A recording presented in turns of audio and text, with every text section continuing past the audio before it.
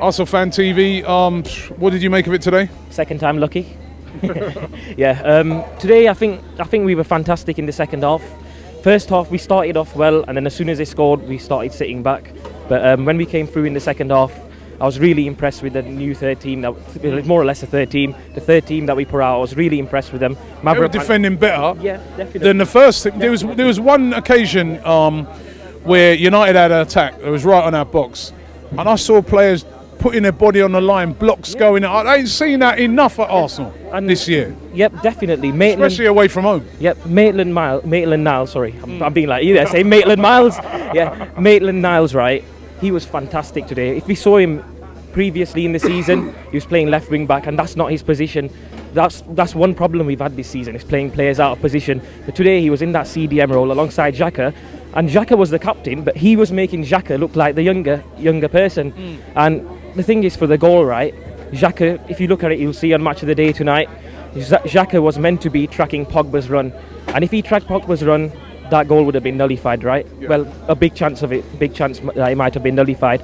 And if you look at his reaction, right, this is where we lack leadership qualities. I've said this so many times on here, that leadership qualities, when I used to talk about getting Van Dijk a long time ago, look at Liverpool now, right? Since Van Dijk has come in, you look at the difference in their performances. They're still conceding goals, but not as many as before. And that leadership quality, even if his ability is not the best, which it will come as time goes on because he's still young, but the thing is, when you've got that leadership quality, and that's what Xhaka lacks, and he was our captain today, and when we conceded, he was pulling up his shin pads and putting his shin pads back in, whereas a real leader, even like, I know it's hard to mention this, but Alexis, earlier in the season, right, when we used to concede, he used to be Mardy.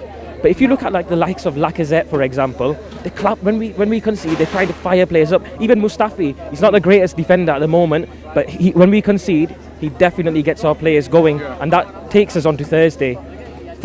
Can we win Thursday? We've asked everyone this question today, but of course we can win, because it's 1-1 going into the second leg. But one thing we cannot do is go crazy and attack, because with our defence we will be finished.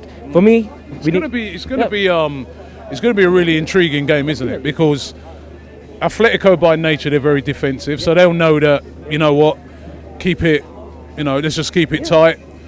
Or if they go and score a goal, it changes nothing. They only need to score one goal. Yeah, but if they score one goal, it changes nothing, because we still got to score. We have to score one goal, or we're out, right? Yeah. So we know that at some stage in that game, we've got to score one goal. Right.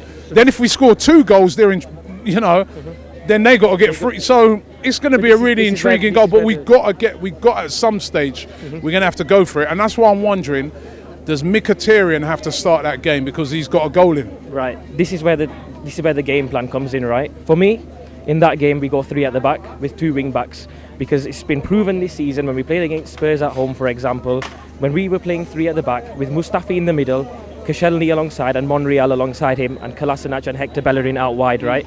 It gives us that defensive solidity, because then Xhaka can play defensive mid, but even if he does go forward, you still got them three defenders at all times. And I think that's where the game plan comes in, because we can't afford to go so attacking from the start, because we'll get demolished if that happens. So what we need to do is try and score a goal on the counter, maybe, or when it gets to 60 or 70th minute, personally I'd put Ozil and Mkhitaryan behind Lacazette. That's what I would do. And if it gets to 60th minute, 70th minute, and we're still in that game, put Danny Welbeck on and start stretching their defence out. But that's what I think we should do. I was talking to you earlier about the next manager as well.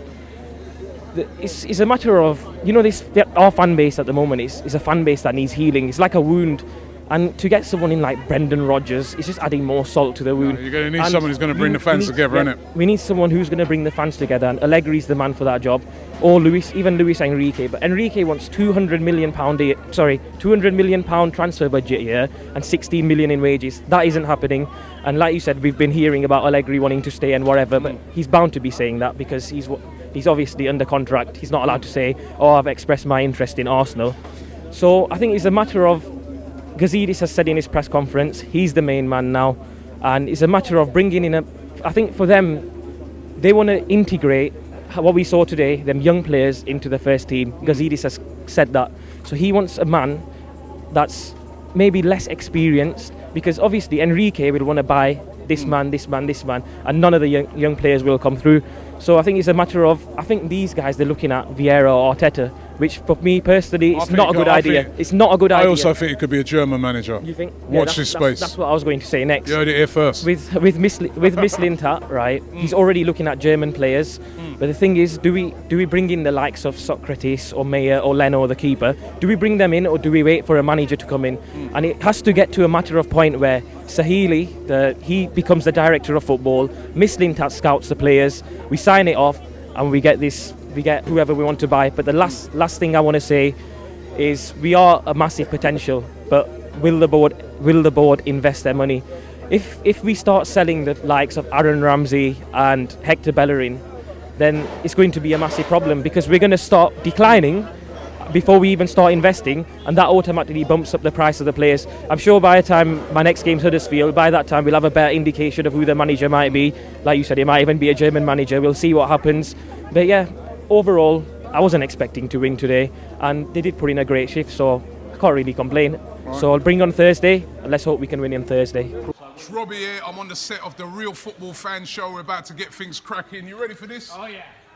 The Real Football Fan Show every Thursday just after midnight on Channel 4. Make sure you check it out.